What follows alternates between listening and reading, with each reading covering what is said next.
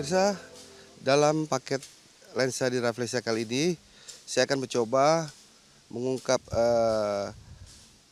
kelestarian yang ada di sepanjang Bukit Barisan yang ada di wilayah Bengkulu.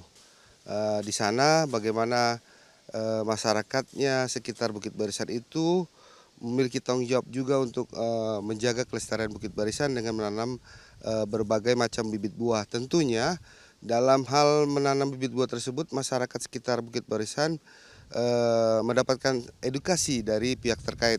Kali ini kita akan coba ngobrol dengan salah seorang petugas bibit produksi KPAL Bukit Daun, Pak Margianto, yang memang bertugas memberikan edukasi maupun pemahaman kepada masyarakat sekitar Bukit Barisan untuk menanam bibit-bibit buah yang produktif, yang berguna bagi masyarakat dan juga dapat menghasilkan karbon dioksida bagi bumi ini.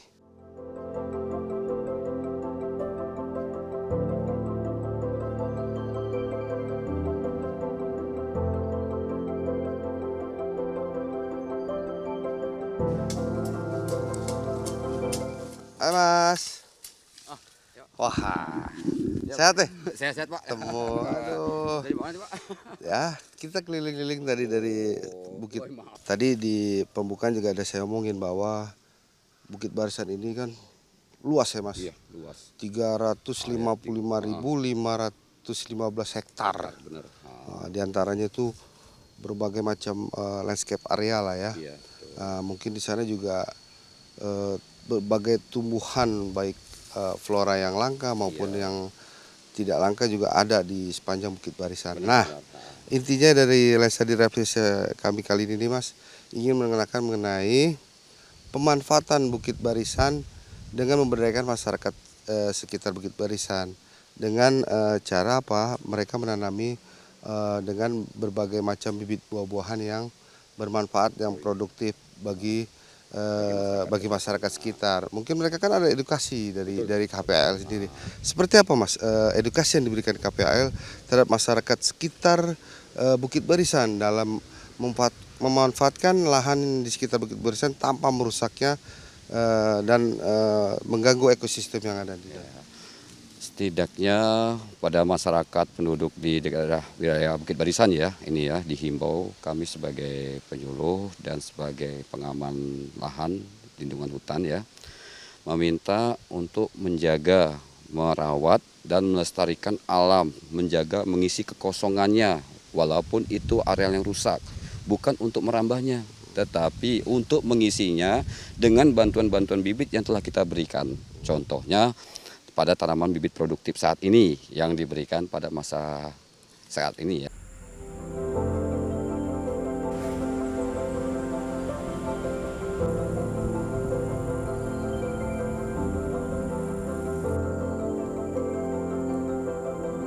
Kami berharap tanaman yang telah dibagikan itu baik itu oleh Pak Kepala Desa maupun kelompok-kelompok taninya untuk ditanam, bukan untuk diperjualbelikan.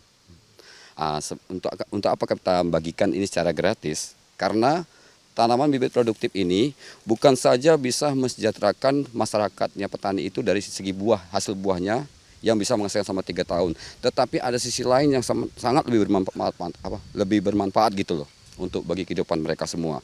Contohnya untuk anak cucung itu salah satunya itu fungsi karbon. Karena dari bibit-bibit produktif ini dia berupa dedaunan yang bisa menyerap fungsi karbon itu sendiri. Beda seperti pelepah sawit yang mereka banyak tanam di area pegunungan. Itu sudah pasti dilarang karena tidak bisa untuk menyerap inti karbon. Karena dia tidak bisa menghasilkan untuk oksigen yang kita hirup. Nah, itulah guna fungsi hutan itu sesungguhnya pada ininya itu untuk menjaga ekosistem karbon itu sendiri. Bukan untuk mencegah terjadinya erosi atau segala macam, tetapi yang lebih bermanfaat yaitu untuk menjaga karbon.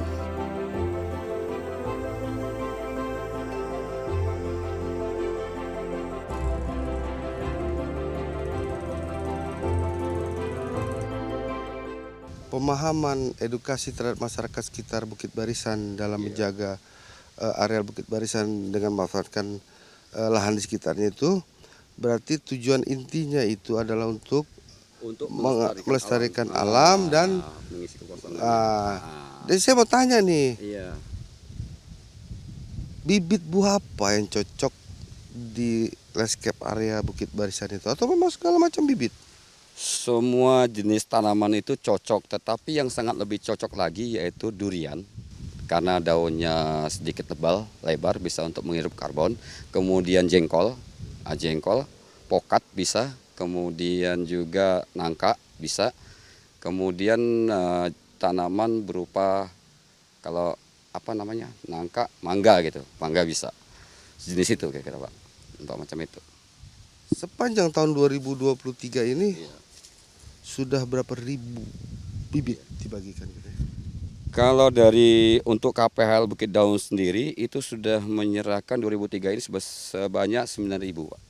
9.000. Belum dihitung yang dari tahun kemarin sebelumnya ya, 2021, 2020, 2022 ya. Itu mungkin kelipatannya sudah mencapai sekitar 25.000. Iya, iya. Dari sekian ribu yang sudah diserahkan masyarakat, apa kendalanya dalam pelaksanaan Bapak? Kendala di lapangan itu rata-rata itu satu, banyaknya masyarakat belum menanam ke lokasinya karena jarak yang jauh. Karena lokasi medan yang susah ditempuh untuk membawa bibit ke areanya Pak.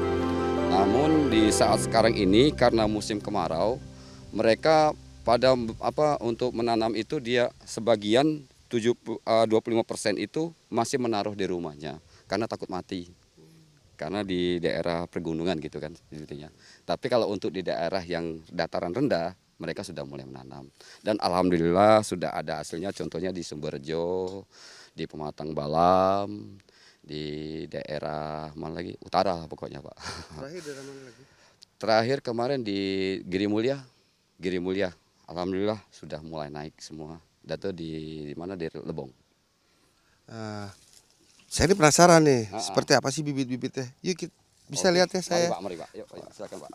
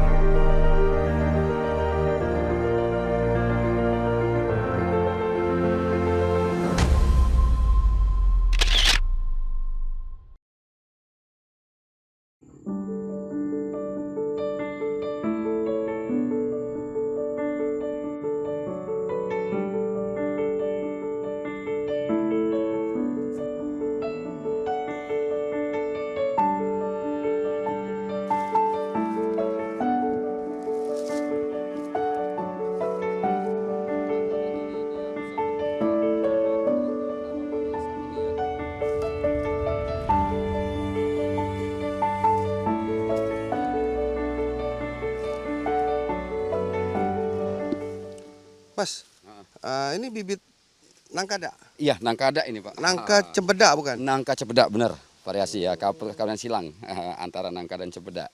Jadi mungkin yang di bawahnya nangka, atasnya cepedak. Tetapi ada yang di bawahnya cepedak, ada di atas nangka. Beda-beda. Kalau yang membedakannya ini jenisnya lebar daunnya nih.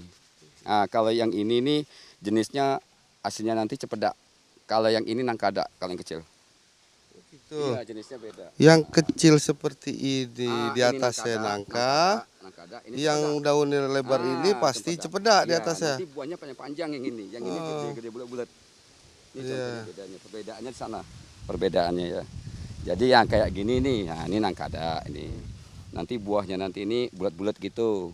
Kayak apa madu gitu lah. Nangkada itu kayak madu Ini tapi variasi ini asli punya Bengkulu. iya, punya Bengkulu kita sendiri, Pak. Punya Bengkulu kita sendiri. Kita sendiri yang buatnya. Kita sertifikat kita sendiri. Sertifikatnya itu dikeluarkan dari pertanian, Pak. Nanti Pak, dari pemerintah kita pertanian sendiri nanti mengeluarkannya.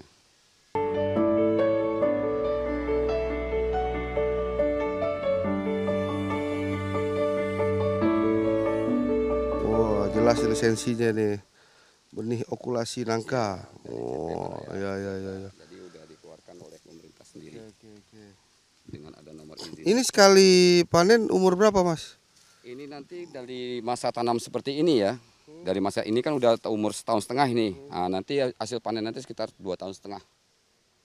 Karena yang sudah ada tanah kemarin yang 2021, Beet Pro 2021, sekarang udah panen. Berapa kilo?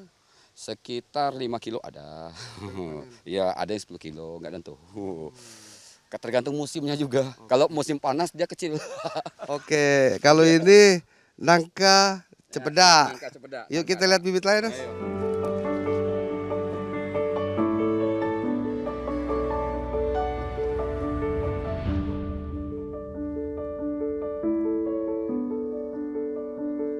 Oke. Mas, Iya. ini bibit alpukat. Iya, alpukat, jenis mentega. Selain mentega apa lagi? Jenis mentega, selain itu juga ada yang susu ini. Ini contoh model susunya. Boleh kita lihat. Mungkin Angkat, belum ada Mas. ya. Angkat coba. Kita lihat dulu. Nah, nih. Ini model susu. Yang model susu ini. Oh, daunnya Beda. ini ya? Iya, agak daunnya lancip. agak lancip gitu ya. Kemudian kalau yang untuk mentega dia agak lebar-lebar gini ya. Gimana yang mentega? Nah, ini contoh yang mentega. Mahal ini. Iya, mentega mahal daunnya. Ini yang mentega nih. Nih beda. Yang membedakan nih contohnya nih. Beda kan? Tuh. Umur berapa ini segini? Ini baru umur 1,5 tahun. Beda sama nangka tadi. Dia tinggi-tinggi, kalau ini dia lambat. Kalau memang proses pembuatan pembibitan yang pokat ini memang sedikit agak lambat. Memang lambat tingginya. Ini yang paling laris manis digemari petani yang Alpukat. alpukat yang mana? Iya, nih? alpukat mentega. Iya, sebenarnya mereka banyak cari yang aligator kan, tapi kita nggak ada karena kita nggak sanggup, belum sanggup, belum Berarti menyanggupinya. untuk tahun ini Iya, mentega. mentega ini jadi primadona Primadona, di mentega. mata petani ya. Iya, di Bukit Barisan ya. Iya betul. Yang mentega ini jadi primadona kita. Kemudian sama mangganya gitu, mangga harum manisnya. Oke. Jadi diperkirakan nanti sekitar 2000 berapa nih? 2023 ya. Bengkulu sudah menghasilkan alpukat sama mangga harum manisnya nih, daerah utara. Luar biasa itu, udah banyak. Berarti Bengkulu produksi buah. Amin. Bisa-bisa tembus pasaran lah. Kalau kita Ini apa lagi nih, Mas? Selain Selain ini alpukat, juga ada durian. durian. Ada Wah, durian. ini. Nah, ini durian. Ini nih nggak kalah nih. Yuk kita ke durian.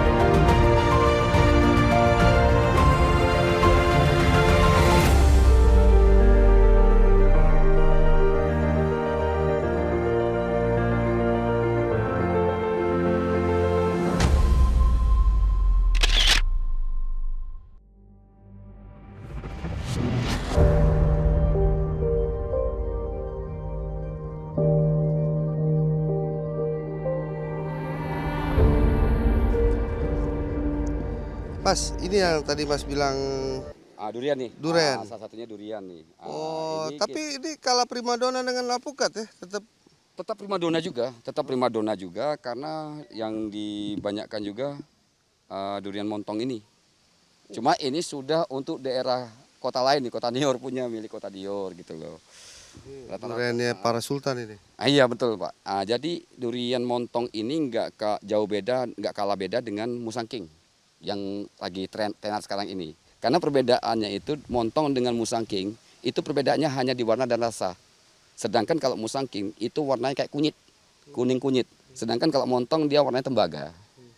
Bedanya sana. Kemudian dari rasa, kalau musangking itu dia tidak menimbulkan rasa yang getir, sedangkan kalau montong dia getir.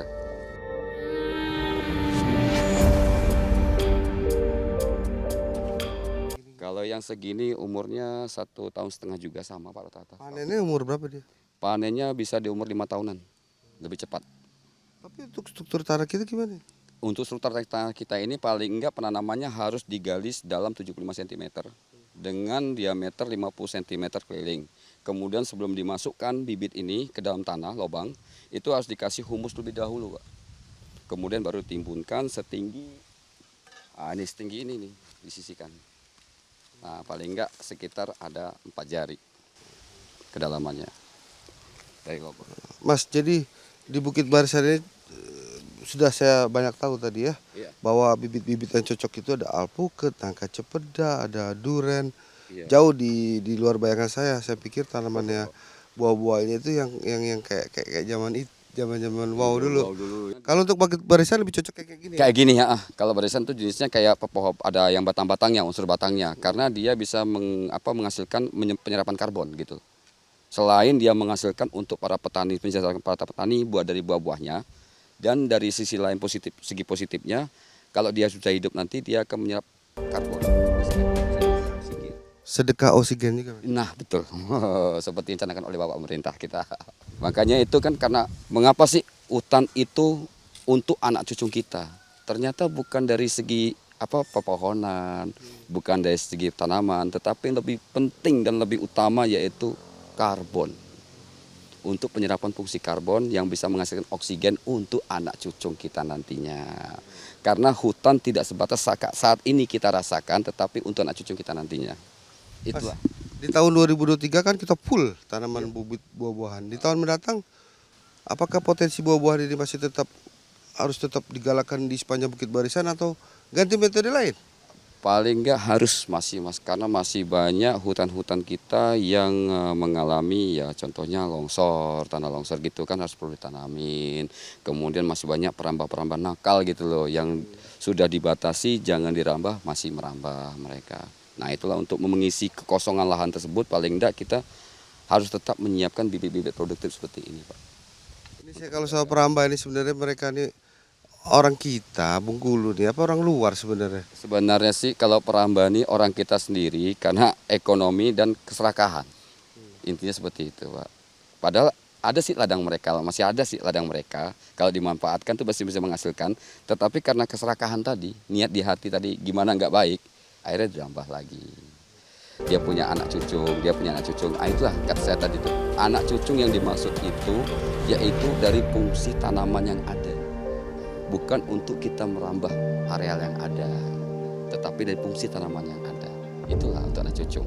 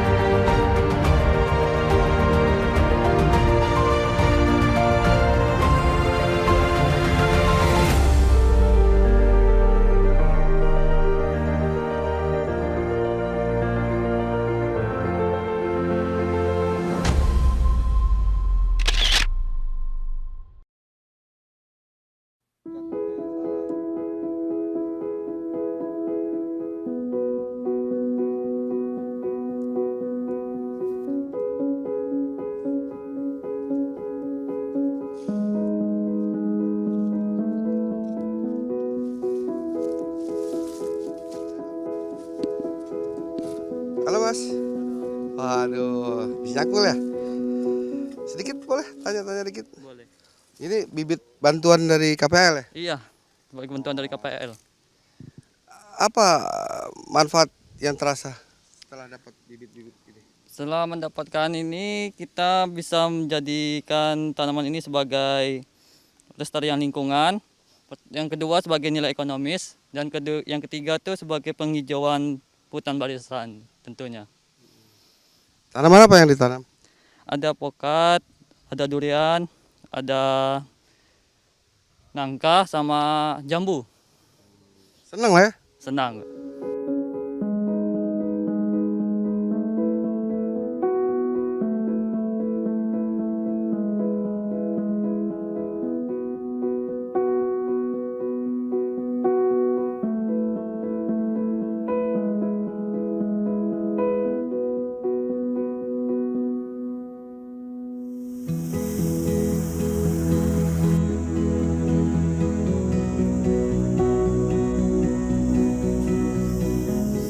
Mas, kalau kopi gak ada dibagi? Nggak ada, kalau kopi kita nggak ada. Cuma dari masyarakat itu sendiri kita bantu untuk cara penyetekannya yang bagus, untuk menghasilkan kopi yang bagus seperti robusta kan kayak gitu kan. Jadi dia ambil dari benih-benih yang bagus, contoh yang merah-merahnya gitu kita ambil. Contoh yang sudah kita hasilkan di tempat pulau di daerah Payang ya, tempat pulau ya, itu sudah mengirim ekspor sampai ke mana itu? Ke Jakarta ya. Nah pemirsa, itu tadi penjelasan Mas Margianto bahwa ternyata beliau ini luar biasa perjuangannya bagi melestarikan Amin. hutan yang ada di sepanjang Bukit Barisan dengan tidak henti-hentinya memberikan edukasi, pemahaman, pembelajaran terhadap masyarakat sekitar, bagaimana pentingnya menjaga ekosistem kelestarian alam yang ada di sepanjang Bukit Barisan sebagai untuk warisan anak cucu di masa yang akan datang. Amin. Amin. Nah pemirsa, demikianlah lensa di Rafflesia kali ini. Semoga apa yang kami sampaikan kali ini dapat menambah wawasan bagi Anda semua. Sampai berjumpa di paket lensa Rafflesia berikutnya. Thank you Mas.